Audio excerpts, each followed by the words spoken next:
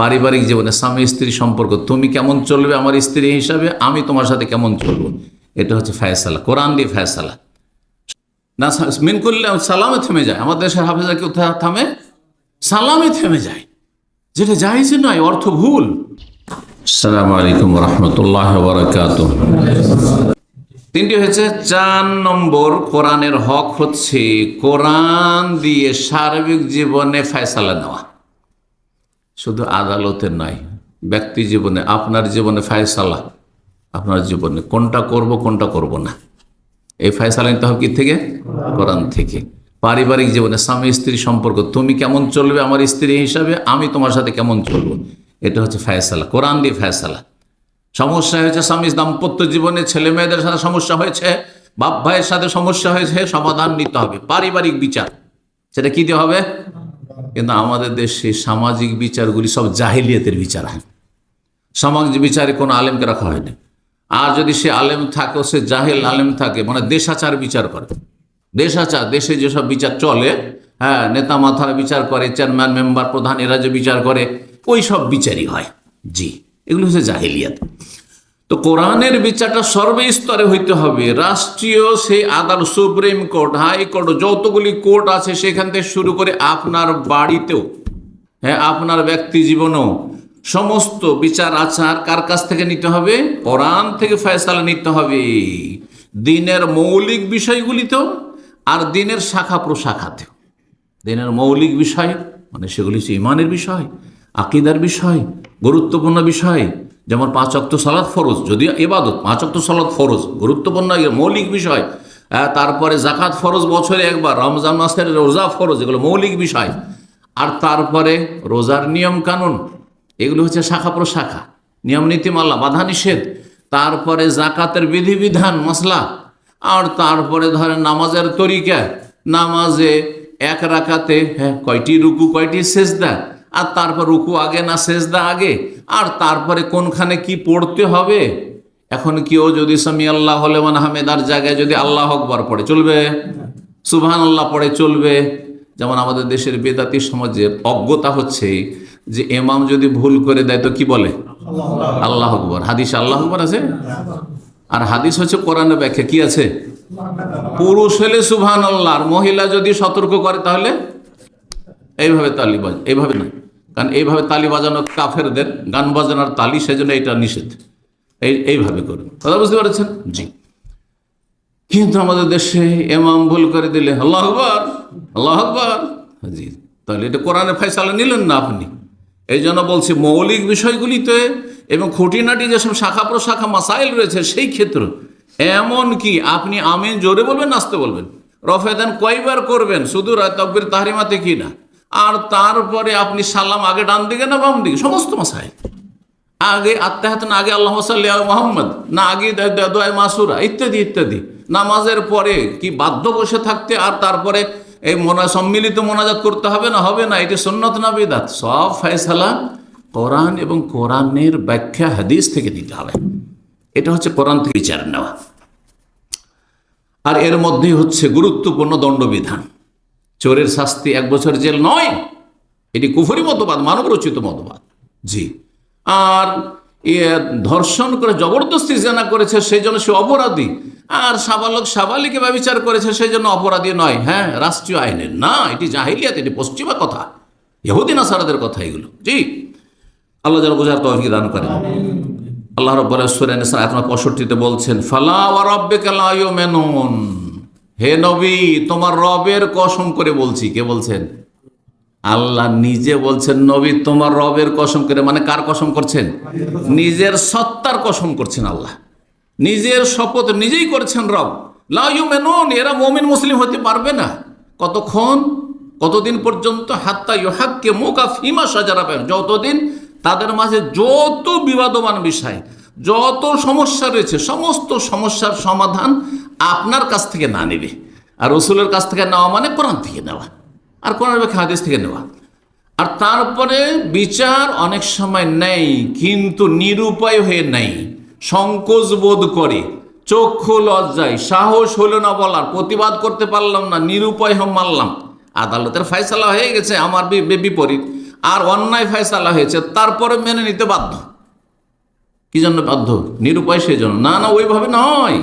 আল্লাহ তারপরে মনে যেন কোনো সংকোচ বোধ না থাকে, হারাজান সংকীর্ণতা, পারছি না এটা মেনে নিতে। যেন অনেকে বলে আমি নিজেকে মানাইতে পারছি না, আমি এটা মেনে নিতে পারছি না, আমি কেমন যেন লাগে। যেমন আজকালকার অধিকাংশ বাবা মায়েরা মেয়েকে জমি জায়গায় ভাগ দেয় না, আর দিল মাঠে ঘাটের এমন পচা সড়াগুলো যেগুলোতে ফসলটা ধরো ডুবা জায়গা দিল। রোড রাস্তা সব ছেলের জন্য, ছেলে সন্তানের জন্য, রাস্তার পাশে জমি জায়গায়। আর যে ফ্ল্যাট থাকে সব হচ্ছে ছেলেদের জন্য, দোকানপাট ব্যবসা বাণিজ্য থাকে সব ছেলেদের জন্য। তো কি লা ইউমিনুন, মুমিন হইতে পারবে না? জি, মুমিন হতে পারবে না যতক্ষণ পর্যন্ত স্বতঃস্ফূর্তভাবে মেনে না নেবে। শুধু মেনে নিলে হবে না, যখন কোরআনে আছে কি করব, না হইলেও তো দিতাম না রে বাবা। ছেলেদেরকে বলছে কি করব, না হইলেও তো দিতাম না, হয়তো মানুষে কি বলবে সেই জন্য দিচ্ছি। না না, চলবে না। কোনো যেন সংকোচ বোধ না থাকে, সংকীর্ণতা অন্তরে না থাকে। মিম্মা কাজাইতা, আপনার ফয়সালাই, আর কি ওয়ায়ুসাল্লিমু তাসলিমা, শির নত করে মেনে নেয়। অনেক সময় মেনে নিলেন মন থেকে, কিন্তু শির নত করে মানছেন না।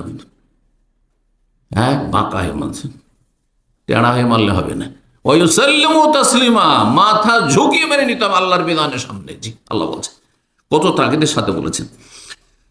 আল্লাহ রাব্বুল আলামিন কোরআনে কারীমের অনেক আয়াতগুলিতে বলেছে, তার মধ্যে 3টি আয়াতের কথা। ওয়া মান লাম ইয়াহকুম বিমা আনজালা ফাউলাইকা হুমুল কাফিরুন ফাউলাইকা হুমুজ জালিমুন ফাউলাইকা হুমুল ফাসিকুন। যারা আল্লাহর নাজিলকৃত বিধান কোরআন দিয়ে ফয়সালা না করবে, তারা হয় কাফের, না হয় জালেম, না হয় ফাসিক। তাহলে 3 ভাগে বিভক্ত। কোরআনী আইন দিয়ে আপনি ব্যক্তি জীবনে, পারিবারিক জীবনে, অর্থনীতিতে, সমাজের ক্ষেত্রে আর রাষ্ট্রীয় ক্ষেত্রে, সমস্ত ক্ষেত্রে যদি আপনি বিচার না করেন, তাহলে 3-এর 1, হয় আপনার নাম কাফের, আর না হয় জালেম, না হয় পাপিষ্ট, ফাসিক। 3-এর 1, মানে কোনো ভালো মুসলিম নাই। জালেম থাকলে খারাপ মুসলিম আপনি, ফাসিক হলো খারাপ মুসলিম আপনি, তাহলে ভালো মানুষ হতে পারছেন না আপনি। জি, যদি কোরআন দিয়ে ফয়সালা না নেন। গুরুত্বপূর্ণ বিষয়।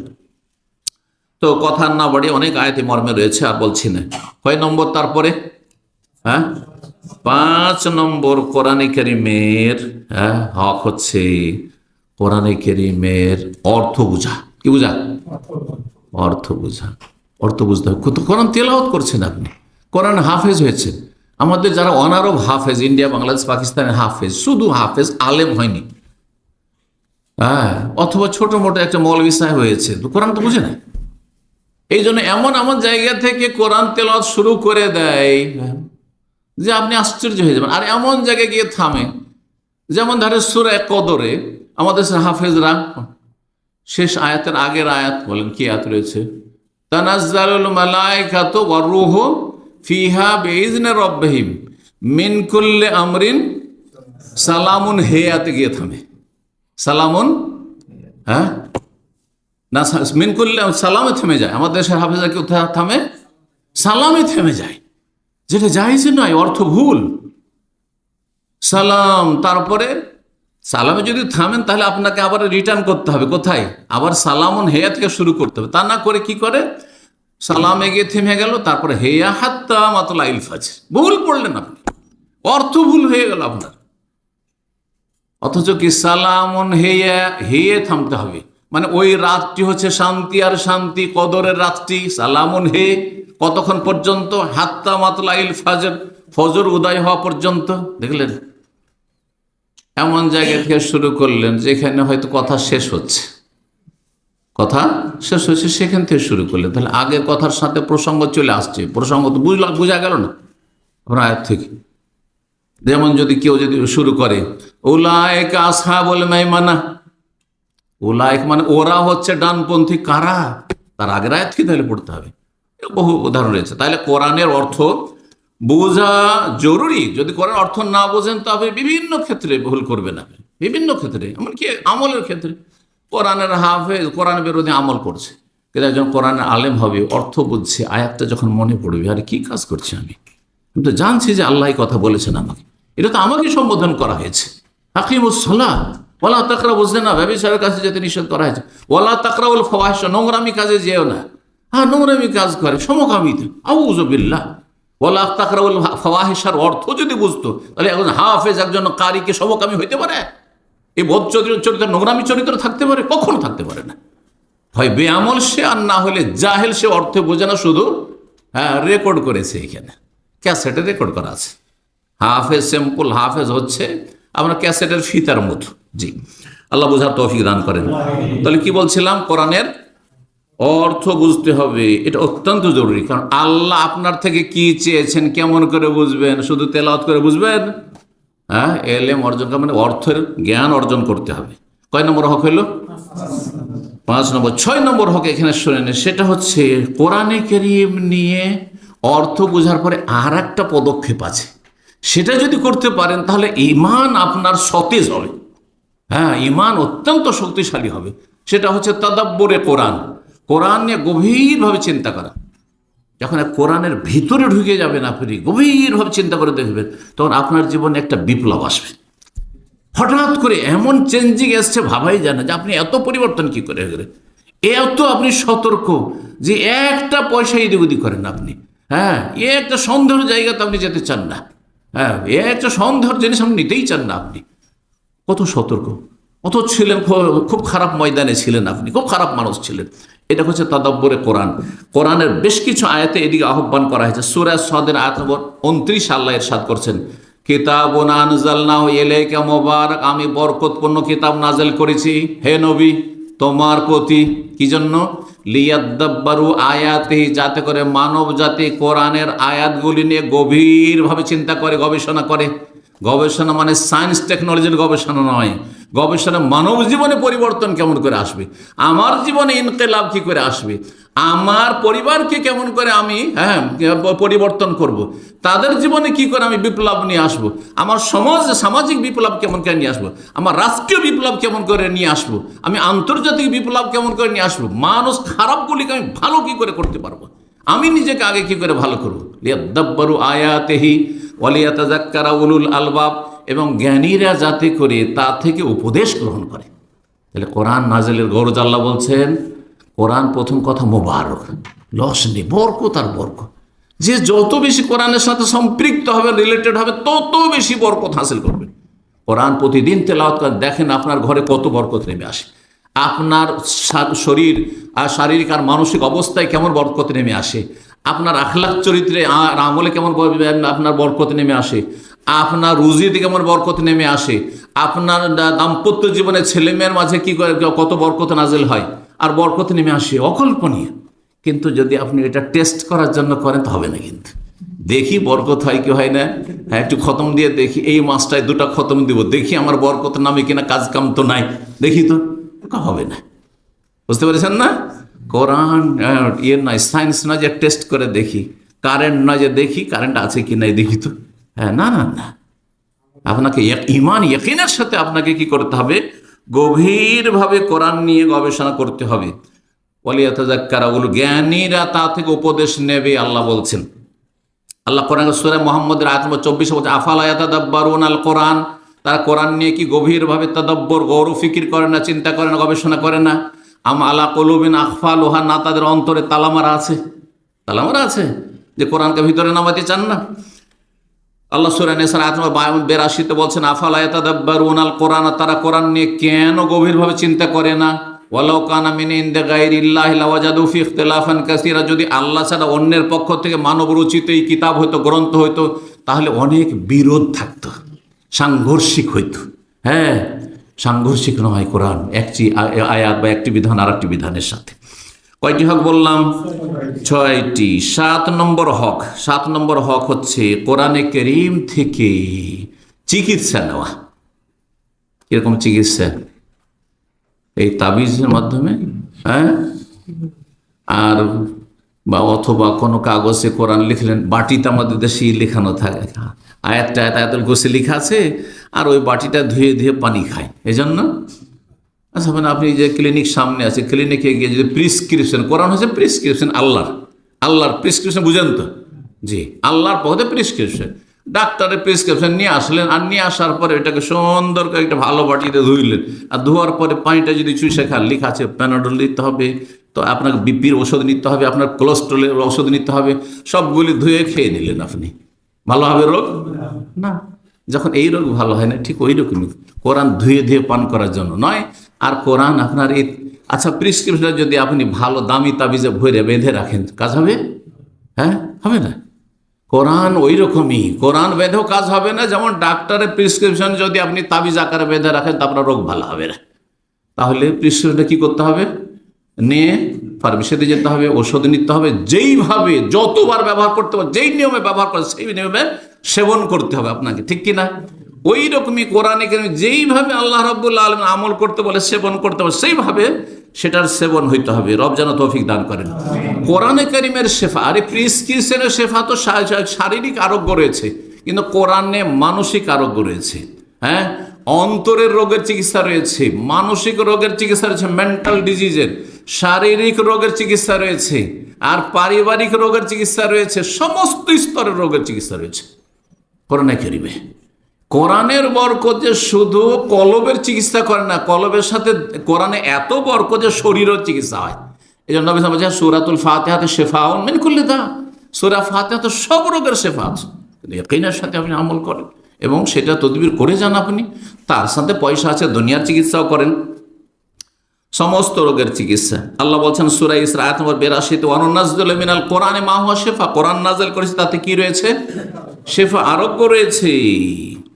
ওয়া রাহমাতুল লিল মুমিনিন, আর মুমিনদের জন্য রহমত রয়েছে। ওয়ালা ইয়াজিদুজ জালিমিনা ইল্লা খাসারা, কিন্তু যারা জালেম মানুষ তারা কোরআনের মাধ্যমে কি হবে? আরো বেশি ক্ষতিগ্রস্ত হবে, তাদের ক্ষতি আরো বৃদ্ধি পাবে। যারা ঠিকভাবে ওষুধ ব্যবহার করবেন, অ্যান্টিবায়োটিক উপকারী না অপকারী? হ্যাঁ, আচ্ছা প্যানাডল বা পেন কিলিয়ার ধরেন, যে ব্যথার ওষুধগুলি, আপনাকে বলেছে আপনার খুব কোমরে ব্যথা হচ্ছে, তা আপনি এক কাজ করেন, দিনে 3টার বেশি খাবেন না, 3টা খাবেন, খালি পেটে খাবেন না। আপনি দিনে 3টা বারবার মনে রাখা, একবারই 3টা খাবো আমি, একবারই 3টা করে খান। তার 2 দিন 3 দিন পরে আপনি খুব সমস্যা অনুভব করছেন, ডাক্তারের কাছে গিয়ে ভালো চেক আপ করলেন, দেখা গেছে কিডনি ফেল আপনার, ঠিক কিনা বলেন? তো দুনিয়া বুঝছেন, আপনাকে দিনও বুঝতে হবে। হ্যাঁ, দিনও বুঝতে হবে, ঠিক। আল্লাহ বোঝার তৌফিক দান করেন। যারা কোরআনে অবিশ্বাসী তারা কোরআন দ্বারা ক্ষতিগ্রস্ত। যারা কোরআন জন্মসূত্রে পেয়েছে, বংশসূত্রে পেয়েছে, জন্মসূত্রে মুসলিম, কিন্তু কোরআনের প্রতি আমল করেন, আল্লাহ বলছে আকিমুসসালাহ, নামাজ পড়ে না। হ্যাঁ, ইন্না কোরআন আল ফজরে কা ফজরের নামাজ, ফজরের তেলাওয়াত অসংখ্য ফেরেশতা হাজির থাকে, ও হাজির হয় না, তাহলে ক্ষতিগ্রস্ত হবে না? অবশ্যই ক্ষতিগ্রস্ত। আল্লাহ বলছে এটা করিও না, বোঝেন করবো, আর ক্ষতিগ্রস্ত অবশ্যই হবে। জি, কয়টি হলো? 7 নম্বর হয়েছে। 8 নম্বর হচ্ছে কোরআনে কারিমের দিকে মানুষকে আহ্বান করা, কথার দ্বারা, কাজের দ্বারা। শুধু কথাই না, যে কোরআন আয়াত পড়ে পড়ে তাফসীর করেছেন, এইদিকে আমল নেই। মানুষ আপনার কথার চাইতে বেশি আপনার আমলকে গুরুত্ব দেয়। আপনি যদি মানুষকে সুন্দর সুন্দর আপনার উপদেশ শোনান জবান দ্বারা, কিন্তু আপনার ব্যবহার চরিত্র যদি খারাপ হয়, তো আপনাকে মানুষে দেখতেই পারে না, আপনাকে সহ্য করতে পারে না, আপনাকে ঘৃণা করে আপনাকে। কিন্তু আপনি যদি সাইলেন্ট থাকতেন, একেবারে নীরব, আর আপনি কোরআন প্রতি এমন আমল করছেন যে আমল দেখার এত অমায়িক লোক, এ তো মনে হচ্ছে মানুষ না, মানুষের ঊর্ধ্বে এ তো ফেরেশতা মনে হচ্ছে, তাহলে একে আমাকে ফলো করতে হবে, এরকে ফলো করতে হবে, কত শান্তিতে এরা আছে, ঠিক কিনা? এইভাবে সাহাবায়ে কেরামগণ তাবেঈনদের জামানায় ভারত, বাংলাদেশ, পাকিস্তান যে অখণ্ড ভারত, সেখানে অমুসলিম হিন্দুদেরকে দাওয়াত দিয়েছে আমাদের সালাফ সালেহিনরা। তারা আখলাক চরিত্র দিয়ে দাওয়াত দিয়েছে। ব্যবসা করতে গেছে কেরালায়, চেন্নাই, মাদ্রাজ, দক্ষিণ ভারতে, তারপরে চিটাগাঙ্গে, বরগুনা, যেসব সামুদ্রিক এলাকা, আপনার সাগরের কিনারা, সেসব এলাকায় গিয়ে ব্যবসা বাণিজ্য করেছে। আমানতে একটা পয়সা এদিক ওদিক করেনি, বলে গেছে আপনার কাছে এটা থাকলো টাকা পয়সা, আবার এসে তাকে খোঁজ করে করে করে টাকা পয়সা দিয়ে গেছে তার বাড়িতে। এসব আমানত, সততা, তার ইমানদারি, হ্যাঁ, আল্লাহ ভীরুতা দেখেছে। তারপরে তারা দলে দলে ইসলাম গ্রহণ করেছে, দলে দলে ইসলাম গ্রহণ করেছে। আপনারা জানেন হয়তো ইতিহাসে, আর না জানলে শুনে নেন, মোহাম্মদ বিন কাসিম রাহিমাহুল্লাহ তাআলা যখন তিনি ভারতের প্রথম মুজাহিদদের প্রধান সেনাপতি, তিনি যখন সিন্ধু প্রদেশে নামলেন, 18 বছর বয়সের যুবক, 18 বছর, চিন্তা করেন, 18 বছর বয়সে, হয়তো এখানে খুব কমই কেউ আছে, 18 বছরের যুবক, আর তিনি প্রধান সেনাপতি। আর ভারতে যখন জেহাদের জন্য গেলেন সেই সিন্ধু প্রদেশে, যাওয়ার পরে সেখানে হিন্দু রাজা মহারাজারা এত বেশি শোষণ করত, আর এত বেশি হিন্দুদের নির্যাতন করত, আর এত বেশি হিন্দুদের সুন্দর সুন্দর নারীদের ধর্ষণ করত, এইসব জুলুমে তারা অতিষ্ঠ হয়ে গেছিল এই জাতি। হ্যাঁ, তারাকে চাইছিল না।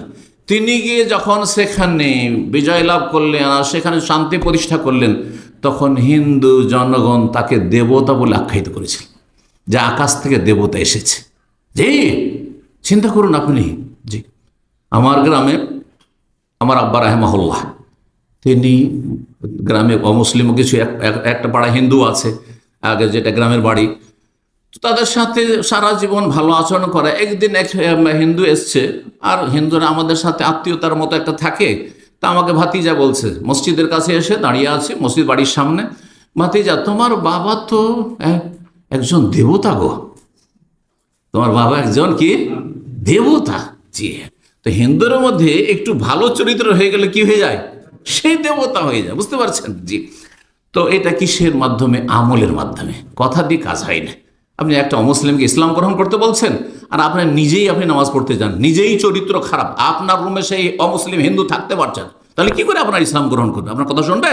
কখনো শুনবে না। জি, তো কথা কাজের মাধ্যমে দাওয়াত দেওয়া, কোরআন দিয়ে দাওয়াত দিতে হবে। সূরা কাফের 45 সাল ফাযাক্কির বিল কোরআন, কোরআন দিয়ে উপদেশ দাও মানে দাওয়াত দাও, কোরআনে দিয়ে আহ্বান করো। কাকে? বিশেষ করে মাইয়া খাফু ওয়াইজ, যে আমার শাস্তি মানে আল্লাহর আযাবকে ভয় করে। কারণ আল্লাহর আযাবের ভয় যদি না থাকে তাহলে কিন্তু হেদায়েত হবে না। পেট পূজারি হেদায়েত হবে, কিন্তু আল্লাহর আযাবের যদি জান্নাত জাহান্নাম বলে চিন্তা থাকে, পরকালে বিশ্বাস হয়, তাহলে না হেদায়েত হবে। যে ব্যক্তি বলছে আমি এসব বিশ্বাসই করি না, এইসব গাঁজাঘড়ি কথা তোমাদের বিশ্বাস, তাহলে তাকে আল্লাহ হেদায়েত করবে না, কোরআন দিয়েও হেদায়েত করবে না, রসুল দিয়েও হেদায়েত হয়নি আবু জাহল আহবাল, ওই রকমই। জি, তো কয়টি হলো? 8টি হইল। আচ্ছা, 9 নম্বর হচ্ছে কোরআনের একটি গুরুত্বপূর্ণ হক, সেটা হচ্ছে কোরআন সংরক্ষণের, হেফাজতের দায়িত্ব স্বয়ং আল্লাহ নিয়েছেন, ঠিক না? আল্লাহ কিভাবে হেফাজত করবেন? কোরআন আছে জমিনে, তা আল্লাহ কিভাবে হেফাজত করবেন? হ্যাঁ, দুটো তরিকা, একটা হচ্ছে আল হেফজ ফিস সুদূর, আর আরেকটা আল হেফজ ফিস সতুর। সতুর ছাত্রের বহুবচন, মানে লিখনিতে। কোরআন দুইভাবে সুরক্ষিত আছে। কোরআনের কপি সারা বিশ্বে বাড়িতে বাড়িতে আছে, লাইব্রেরিতে আছে, আছে না নেই? সেগুলি কোনো এক সময় যদি বাতিল শক্তি মনে করে যে কোনো জায়গায় কোরআন একটি কপি রাখবো না, থাকতে দেব না, যেমন সোভিয়েত ইউনিয়ন রাশিয়াতে করেছিল জালেম নাস্তিকরা, হ্যাঁ, কমিউনিজমে বিশ্বাসীরা, ইসলামের শত্রুরা করেছিল না, করেনি? 1917 থেকে নিয়ে তাদের রক্তাক্ত বিপ্লবের পরে 70 বছর, 90-এর দশক পর্যন্ত রাশিয়া, যে বিশাল বৃহৎ রাশিয়া, যার নাম ছিল সোভিয়েত ইউনিয়ন ছিল, আপনারা জানেন হয়তো, আর দুনিয়ার একটি বড় শক্তি, পরাশক্তি ছিল আমেরিকার মতো, সেখানে কোরআন শিক্ষা এত বড় অপরাধ ছিল যে আন্ডারগ্রাউন্ডেও যদি জানতে পারে যে কোথাও কোরআন শিখছে, লুকিয়ে লুকিয়ে তারা কোরআন শিখাইতো, তাহলে তাদের বেঁচে থাকার কোনো অধিকার ছিল না। জি, তো সেখানে কোরআনে কারীমের কপি তো রাখতে দেয়নি, সব শেষ করে দেওয়া হয়েছে। তাহলে কোরআন কোথায় ছিল? যারা এই সুদূর অন্তরে রাখতে পেরেছে। তাহলে কোরআনের হেফাজতের আল্লাহ দায়িত্ব নিয়েছেন, মানব জাতিকে দিয়ে আল্লাহ ওটার হেফাজত করে নেবেন। তাহলে কি করতে হবে? কোরআনের হেফজও করতে হবে। তাহলে কোরআনের কপি, আচ্ছা কোরআনের কপি আরবিতে আছে, গোটা বাংলাদেশে যদি কোরআনের আরবিতে কপি থাকে, ভারতে কোরআনের আরবি কপির অভাব নাই, কিন্তু উর্দু ভাষায় কোনো কোরআন নাই, হিন্দি ভাষায় কোনো কোরআন নেই, বাংলা ভাষায় কোনো কোরআনের তর্জমা নেই। তাহলে এই জাতির লাভ কি হবে? হবে? তাহলে কোরআন বুঝতে হইলে নিজের ভাষাতে হইতে হবে, তাই না? তাহলে তর্জমা, তফসির করা, আর সেগুলির প্রচার প্রসার, সেগুলি ছাপানো, এটা কোরআনের কারণে একটি হক। আর কোরআনের হাফেজ হওয়া, কোরআন হাফেজ আমাদের সমাজে থাকতে হবে। কারণ এমন একটা সময় দুর্দিন আসতে পারে যে কোরআনের কপি দুনিয়ায় নাই, কিন্তু অন্তরে কলবে এখানে মুখস্থ করা আছে। সুতরাং কোরআনের হেফজ করা এটি গুরুত্বপূর্ণ। কিসের হক? হ্যাঁ, কোরআনের হক। তো তাহলে শব্দের হেফজ করা, হাফেজ হওয়া মানে শব্দের হাফেজ হওয়া। কয়টি হলো? 8টি হলো? হ্যাঁ, 9টি হয়ে গেছে। না 8টি হয়েছে মনে হয়। 9 নম্বর হক, 9 নম্বর হক হচ্ছে কোরআনের অর্থটাও মুখস্থ করতে হবে।